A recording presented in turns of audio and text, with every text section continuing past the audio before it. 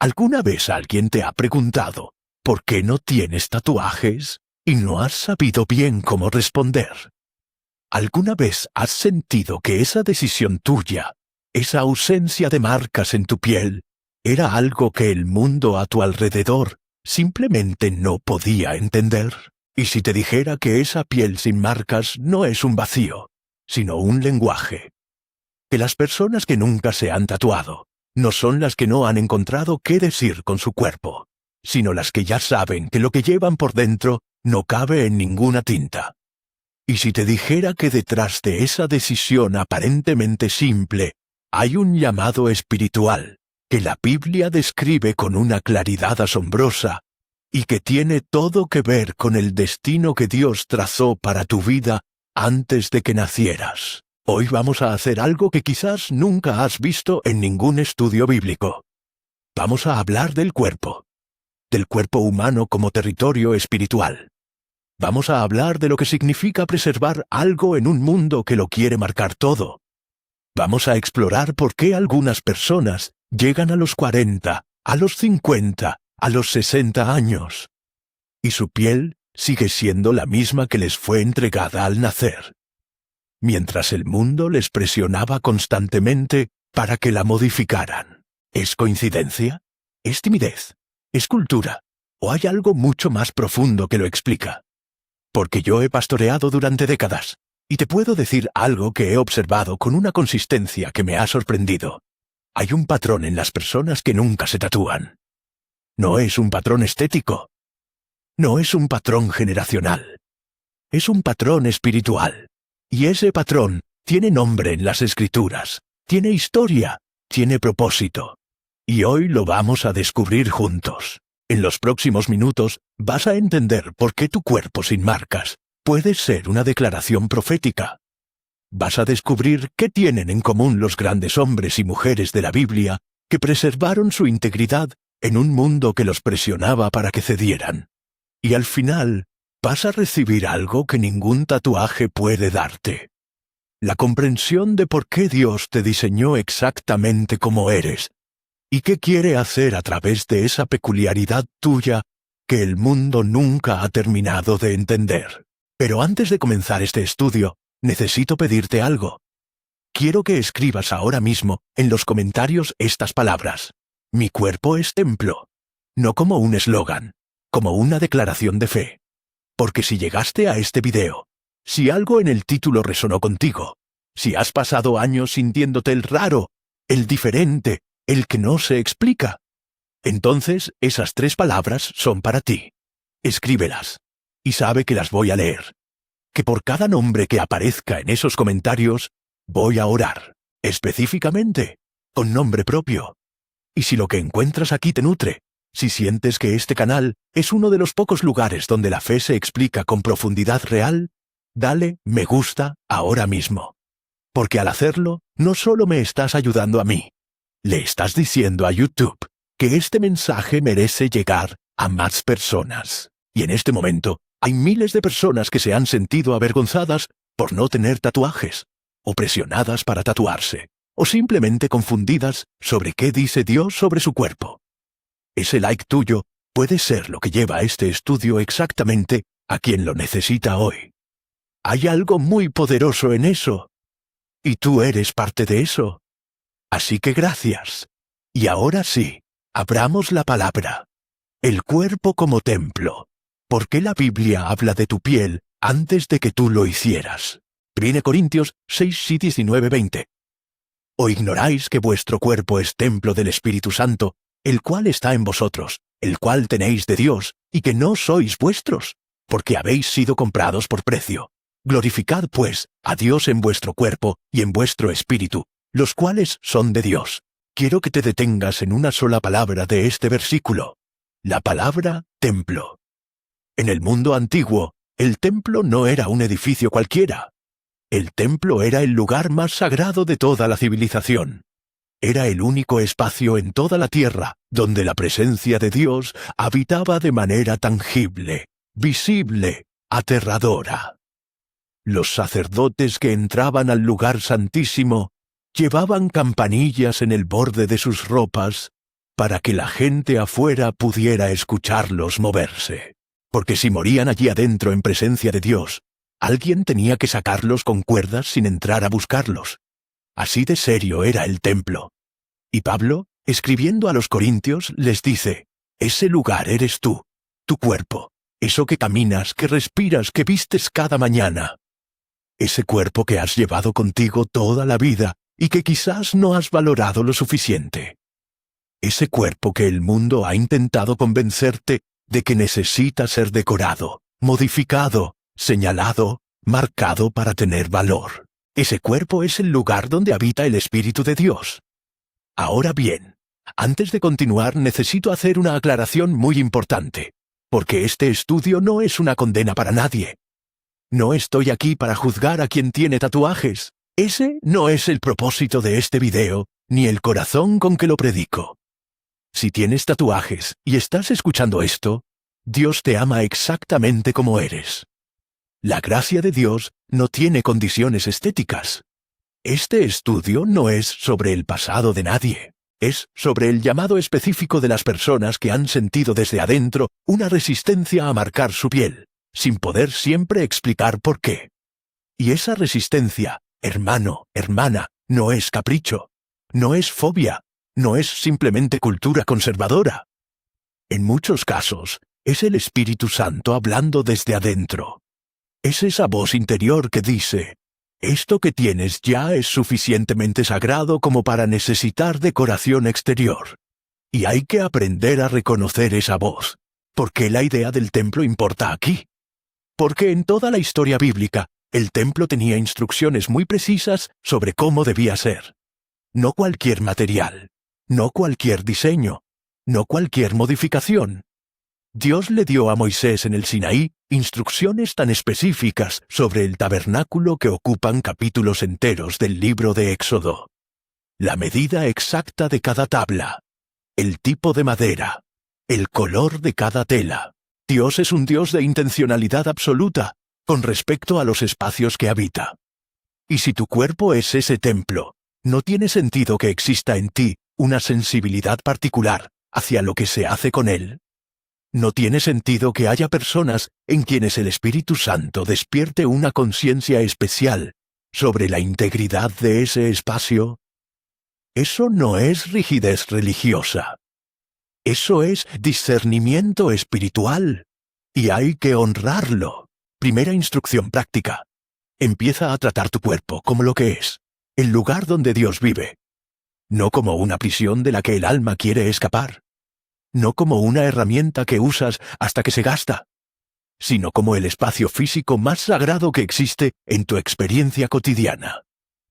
Cuando cambias esa percepción, cambias cómo te alimentas, cómo descansas, cómo te vistes, cómo hablas de ti mismo, cómo permites que otros te traten.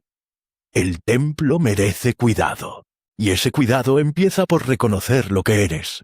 Pero hay algo que quiero que explores ahora mismo en tu propia historia. ¿Recuerdas la primera vez que alguien te preguntó ¿por qué no tienes tatuajes? ¿Recuerdas esa pregunta en los ojos de quien preguntaba, como si tu respuesta los confundiera genuinamente? La mayoría de las personas que nunca se han tatuado reportan la misma experiencia. No hay una razón que hayan podido explicar con facilidad. No es que no les gusten los tatuajes en otros, no es que tengan miedo al dolor. Es algo más difuso, más profundo, más visceral. Como si algo en su interior supiera que ese espacio es demasiado importante para ser cedido a una decisión temporal. Y esa incapacidad de explicarlo, hermano, hermana, puede ser una de las formas más sutiles en que el Espíritu Santo opera. No siempre te va a dar una teología completa antes de protegerte. A veces, simplemente, te va a dar una resistencia que no podrás articular del todo. Y la fe madura es aprender a confiar en esa resistencia. El nazareo, la persona apartada que no puede tocarlo todo. Números 6.2-5.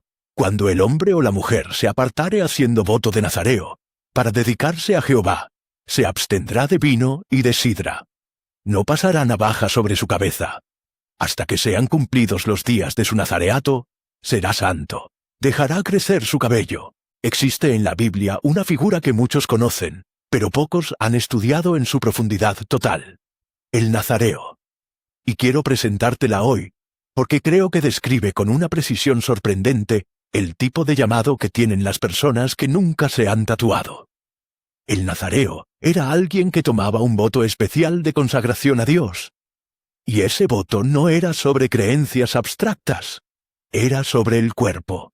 Era sobre lo que el cuerpo tocaba, lo que consumía, cómo lo presentaba al mundo. Hay 3 restricciones principales del voto nazareo. Primera, nada de la vid, ni vino, ni vinagre, ni uvas frescas, ni pasas, ni las semillas, ni el ollejo. Nada de lo que produce la vid podía entrar en el cuerpo del nazareo. Segunda, no podía cortarse el cabello durante el período del voto. Su cabello crecía sin intervención humana, como señal visible de que ese cuerpo estaba bajo un compromiso especial. Tercera, no podía acercarse a ningún cadáver, ni siquiera al de sus padres, aunque murieran durante el período del voto.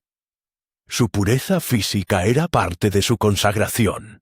¿Qué significa todo esto para nosotros hoy? Significa que en la Biblia existe un precedente claro de personas que Dios llama a una relación especial con su propio cuerpo.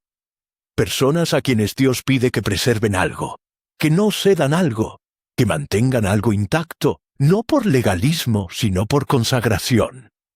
Y esa consagración tiene consecuencias espirituales directas. Piensa en Sansón.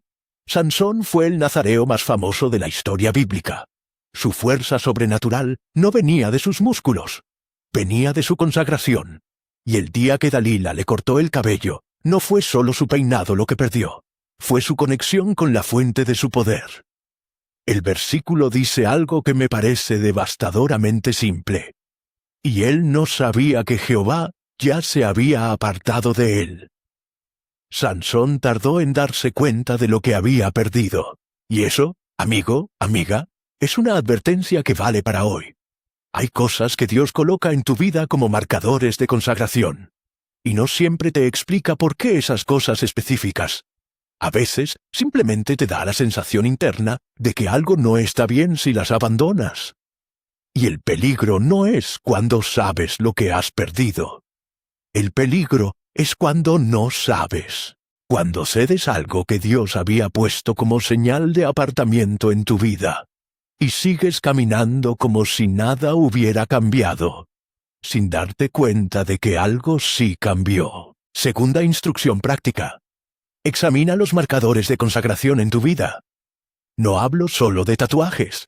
Hablo de las cosas que has preservado sin saber del todo por qué.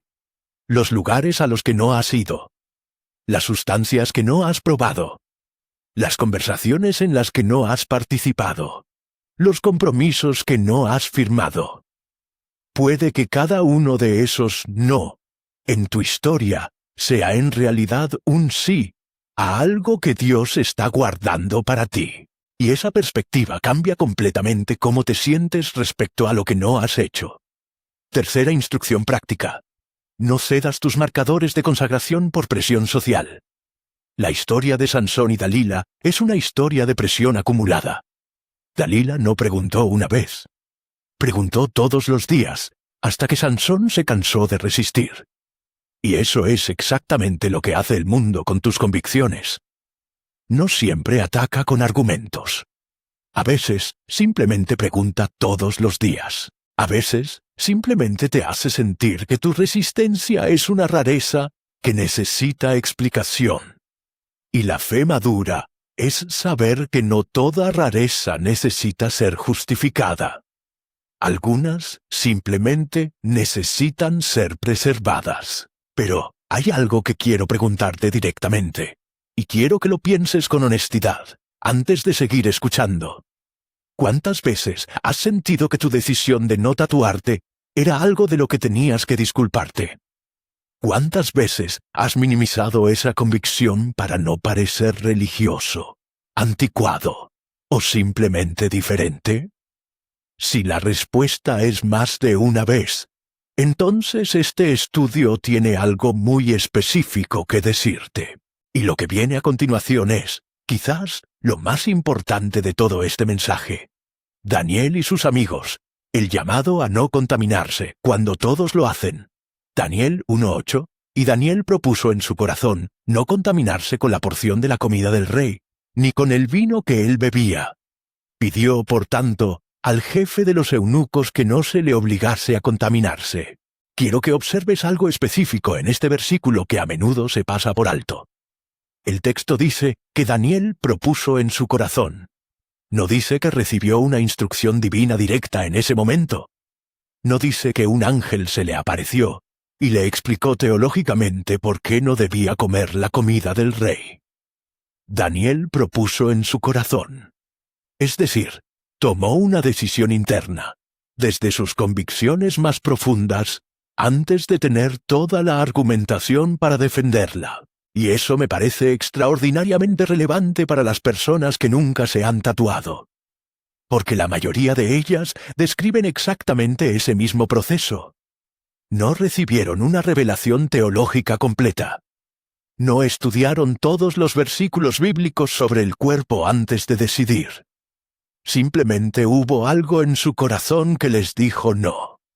Algo que no era miedo, ni ignorancia, ni presión familiar. Era una convicción que habitaba en ellos antes de tener palabras para describirla. Daniel y sus 3 amigos, Ananías, Misael y Azarías, a quienes los babilonios llamaron Sadrac, Mesac y Abednego, estaban en una posición de una presión cultural extraordinaria. Los habían llevado a Babilonia, el centro del imperio más poderoso del mundo conocido. Les habían dado nuevos nombres. Les habían ofrecido educación en la lengua y la sabiduría de los caldeos. Les habían asignado una ración de la comida y el vino del mismo rey.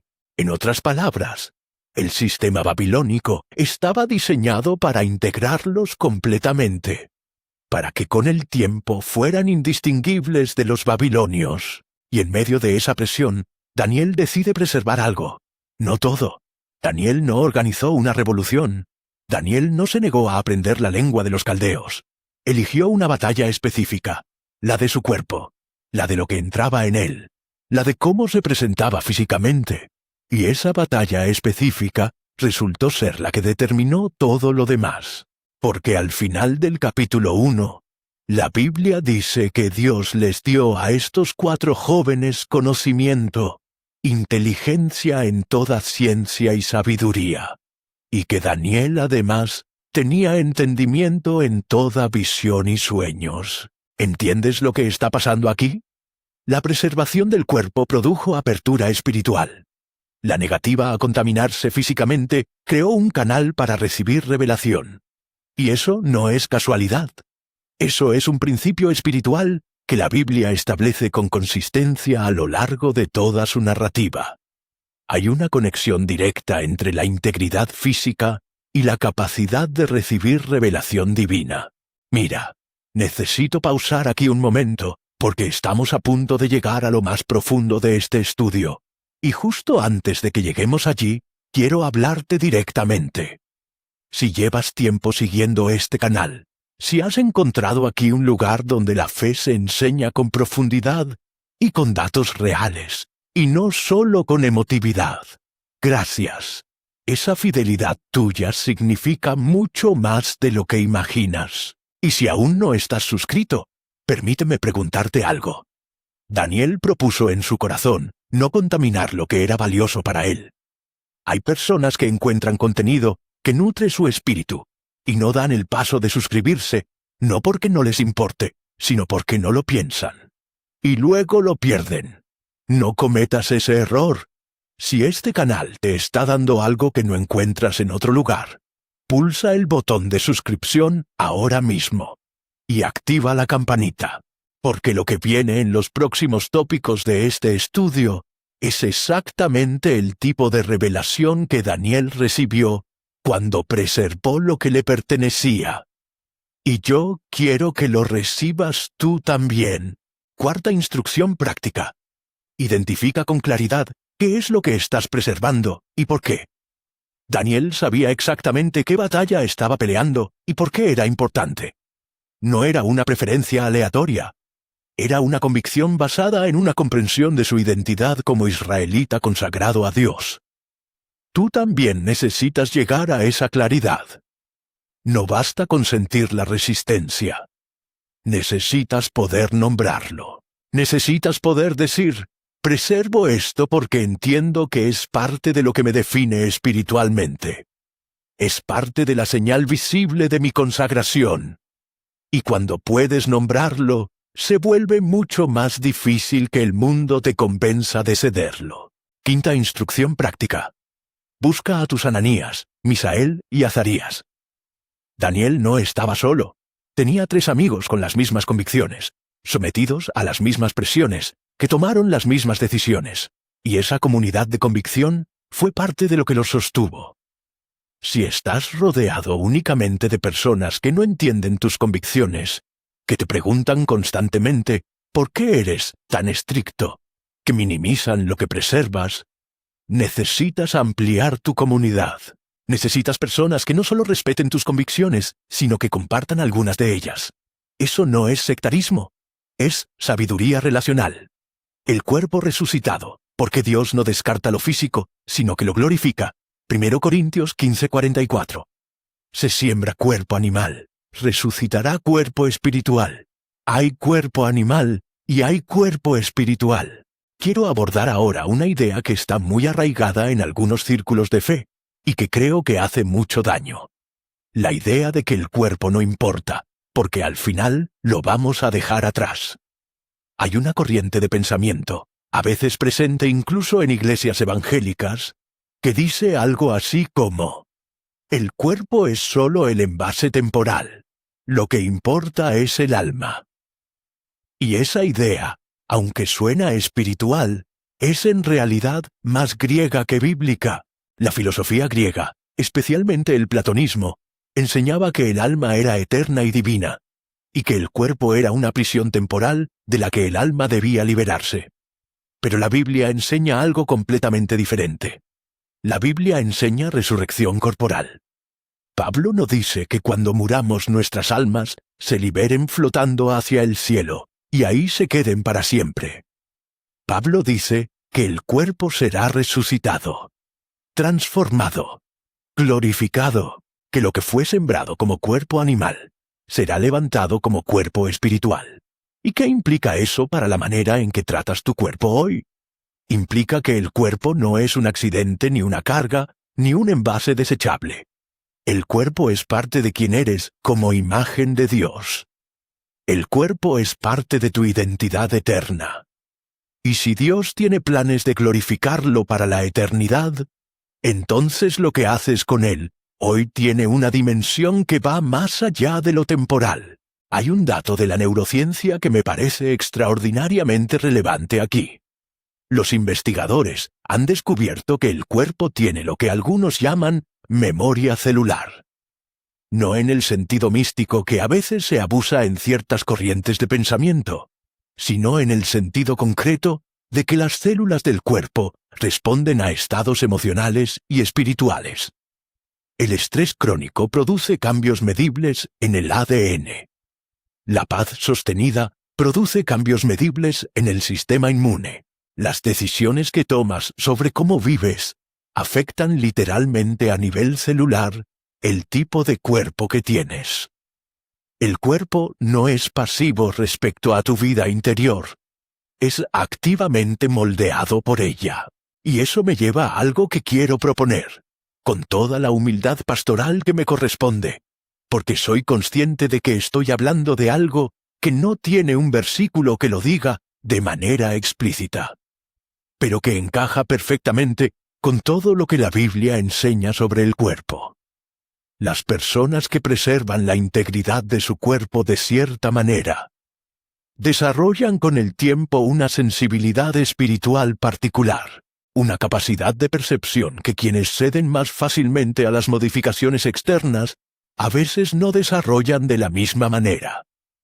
No porque sean mejores personas, sino porque hay algo en el acto sostenido de preservar algo que entrena una facultad espiritual específica. Sexta instrucción práctica. Desarrolla una teología del cuerpo. No me refiero a un sistema filosófico complejo. Me refiero a una comprensión personal, enraizada en la Escritura, de por qué tu cuerpo importa, qué dice Dios sobre él, y cómo quieres honrarlo en las decisiones cotidianas.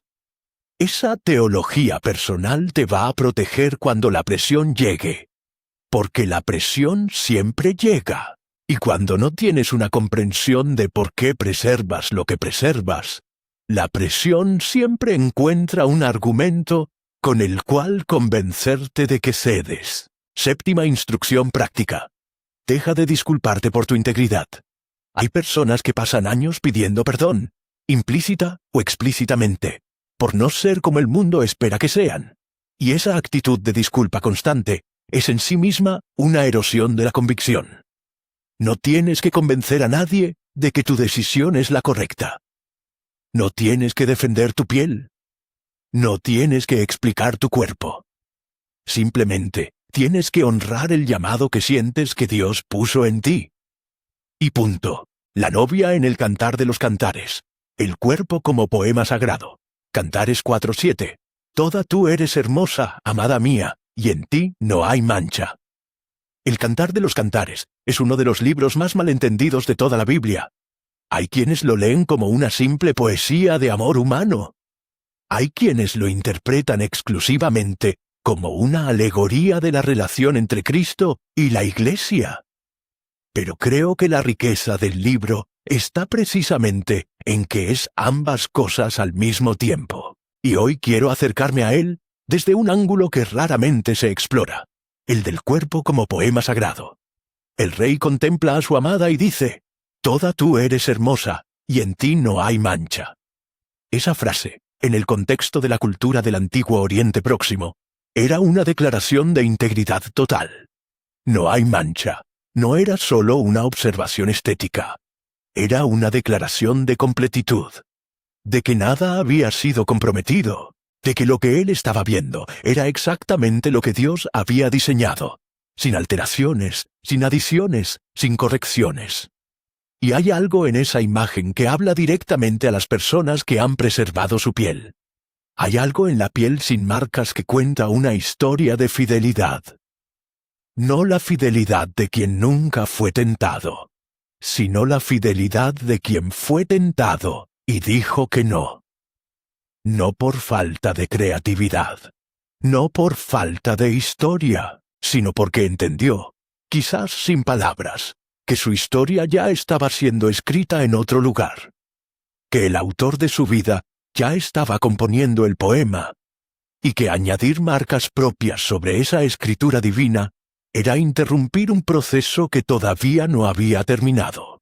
¿Te has dado cuenta de que el mundo nos vende los tatuajes precisamente con ese lenguaje? Contar tu historia. Honrar lo que has vivido. Marcar lo que importa. Y no digo que esos motivos sean malos en quienes los tienen, pero quiero preguntarte algo. ¿Y si hay personas en quienes Dios mismo está contando la historia? ¿Y si hay personas para quienes la preservación de la piel es en sí misma el lenguaje? ¿Y si tu piel sin marcas no es una página en blanco a la espera de ser llenada, sino un poema ya en proceso de escritura que todavía no has aprendido a leer? Octava instrucción práctica. Aprende a leer el poema que Dios está escribiendo en tu historia. No cada cicatriz, no cada imperfección, sino el arco narrativo completo. Las estaciones, los encuentros, las pérdidas y los regresos, las temporadas de desierto y las temporadas de florecimiento. Todo eso es escritura divina sobre el lienzo de tu existencia. Y cuando aprendes a leerlo, la necesidad de añadir marcas externas para darte identidad simplemente desaparece, porque tu identidad ya está completa, ya está siendo escrita, ya está siendo sostenida por manos que no tiemblan. Novena instrucción práctica. Recibe el cumplido divino. Dios te mira y dice: «Toda tú eres hermosa, y en ti no hay mancha». Esa no es una frase reservada para un momento futuro cuando seas perfecto. Esa es una declaración presente sobre quién eres ahora mismo, con todas tus imperfecciones, con todas tus dudas, con todo lo que todavía está en proceso. Dios ve el final del poema cuando tú todavía estás en el medio. Y lo que ve lo hace decir, hermoso, sin mancha, completo, la nube de testigos. Estás en compañía de los que preservaron lo que el mundo quería tomar. Hebreos 12:1. Por tanto, nosotros también, teniendo en derredor nuestro tan grande nube de testigos, despojémonos de todo peso y del pecado que nos asedia, y corramos con paciencia la carrera que tenemos por delante. Quiero cerrar el cuerpo de este estudio con una imagen que me parece una de las más poderosas de todo el Nuevo Testamento. La nube de testigos. El capítulo 12 de Hebreos llega inmediatamente después del capítulo 11, que es el llamado Salón de la Fe.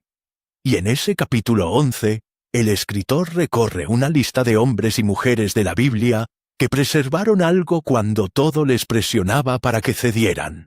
Abel, Enoc, Noé, Abraham, Sara, Isaac, Jacob, José, Moisés, Rahab, Gedeón, Barak, Sansón, Jefté, David, Samuel, los profetas. Y lo que tienen en común todos estos personajes no es que fueran perfectos. Muchos cometieron errores enormes.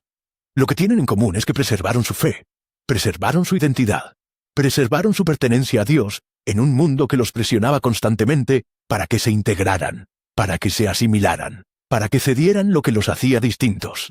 Noé construyó un barco durante décadas en un mundo donde nunca había llovido. ¿Cuántas veces le preguntaron qué estaba haciendo? ¿Cuántas veces lo miraron como el excéntrico, el diferente, el que no encajaba? Moisés eligió ser maltratado con el pueblo de Dios antes que gozar de los placeres temporales del pecado. ¿Sabes lo que eso implicaba en términos prácticos? Estaba renunciando al palacio del faraón, a la riqueza, al poder, a todo lo que el Egipto de su tiempo consideraba el pináculo del éxito. Y lo hizo porque tenía puesta la mirada en algo que los demás todavía no podían ver. Y el escritor de Hebreos te dice, esa gente está mirando, están en las gradas, están observando cómo tú corres tu carrera. Y tú corres la misma carrera que ellos corrieron, en un escenario diferente, con presiones diferentes, con tentaciones con nombres modernos. Pero la misma carrera, la de preservar lo que Dios puso en ti cuando el mundo te presiona para que lo cedas. ¿Sabes cuántas personas en este momento están mirando tu decisión de preservar algo? No me refiero a un público celestial. Me refiero a las personas concretas en tu vida. Tus hijos, tus sobrinos, tus amigos más jóvenes, las personas que te observan sin que tú lo sepas, preguntándose si es posible vivir de manera diferente al mundo sin perder la alegría, sin ser un amargado, sin convertirse en el predicador de la esquina que todos evitan. ¿Y tu vida? Tu coherencia, tu capacidad de preservar lo que crees sin perder el amor ni la gracia. Es la respuesta que ellos están buscando. 10ª instrucción práctica. Comprende que tu peculiaridad tiene audiencia. No vivas para la audiencia. Vive para Dios. Pero sé consciente de que la manera en que vives tu fe tiene un poder de testimonio que ningún sermón puede replicar. El mundo está cansado de argumentos. Está hambriento de coherencia, y una persona que preserva lo que cree, que mantiene en pie sus convicciones con gracia y sin amargura, es uno de los testimonios más poderosos que existen en el siglo XXI. 11ª instrucción práctica. Corre con paciencia. El versículo dice, corramos con paciencia. No con velocidad, no con prisa, no con la ansiedad de quien necesita demostrar algo, con paciencia, con la serenidad de quien sabe que la carrera ya tiene un final escrito, y que ese final es bueno. Y esa paciencia es en sí misma una declaración espiritual en un mundo de gratificación instantánea. Un mundo que quiere resultados inmediatos, cambios inmediatos, identidades inmediatas. Y tú que corres con paciencia estás diciendo con cada paso, yo confío en el proceso. Confío en quien lo diseñó. Y no necesito modificar lo que él hizo para encontrarme a mí mismo. Si llegaste hasta aquí, quiero que sepas algo que no te digo por cumplir. Te lo digo porque lo creo con todo mi corazón. Eres de los pocos. En serio, la mayoría de las personas abre un video, escucha los primeros 2 minutos, y si no hay explosiones, ni animaciones, ni música alta, se va. Pero tú te quedaste. Escuchaste. Y eso me dice algo sobre el tipo de persona que eres.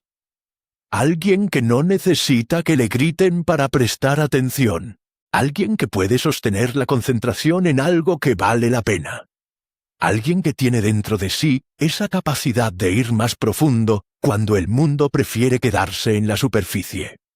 Y eso, precisamente eso, es parte del llamado del que hemos estado hablando todo este tiempo. Ahora quiero pedirte algo concreto. Escribe tu nombre en los comentarios, solo tu nombre. Porque cada semana, sin falta, me siento a orar por los nombres que aparecen en estos comentarios. Uno por uno, con nombre propio. Y este mensaje en particular, el de las personas que han preservado algo sin poder siempre explicar por qué, es un mensaje que quiero llevar delante de Dios con los nombres reales de quienes lo oyeron. Así que escribe tu nombre. Y si quieres añadir desde qué ciudad me escuchas, también lo aprecio enormemente. Y si este estudio llegó a alguien que conoces que se ha sentido el raro por no tatuarse, por preservar algo, por mantener convicciones que el mundo no entiende, compártelo. En WhatsApp, en Facebook, no tienes que añadir nada, solo envíalo. Porque hay personas que llevan años sintiéndose solos en sus convicciones, y este mensaje puede ser exactamente lo que necesitan para entender que no están solos, que hay una historia bíblica detrás de lo que sienten, que hay un llamado real en esa peculiaridad que no han podido explicar. Si todavía no estás suscrito a este canal, te invito a que lo hagas ahora mismo. Y te voy a decir por qué, con una imagen que encaja perfectamente con lo que hemos estudiado hoy. El nazareo tomaba su voto por un período de tiempo. Pero había personas que tomaban el voto de por vida. Ana, la madre de Samuel, dedicó a su hijo al servicio de Dios de por vida. Y ese compromiso sostenido fue lo que produjo algo extraordinario, a Samuel, a uno de los profetas más grandes de la historia de Israel. Los compromisos de por vida producen cosas que los compromisos temporales nunca pueden producir. Suscribirte a este canal no es un compromiso eterno, pero es una decisión de decir, quiero seguir recibiendo este tipo de alimento espiritual de manera regular. Y esas decisiones de continuidad son las que a largo plazo transforman una vida. Pulsa el botón y activa la campanita. Vamos a cerrar con una oración. Y quiero que la hagas con la conciencia de que tu cuerpo, ese cuerpo que has traído contigo hasta aquí, ese cuerpo que el mundo ha intentado convencerte de que necesita ser modificado para ser completo, es exactamente el templo que Dios diseñó para habitarlo. No un borrador, no un ensayo. El lugar específico, irrepetible, soberanamente diseñado donde el Espíritu Santo eligió vivir. Señor, gracias por cada persona que escuchó este mensaje hasta el final. Gracias porque los conoces por nombre, porque los conociste antes de que nacieran, porque diseñaste con intención cada aspecto de quienes son. Hoy te pido que liberes a cada uno de la vergüenza de ser diferente. Que los liberes de la necesidad de justificar lo que tú pusiste en ellos.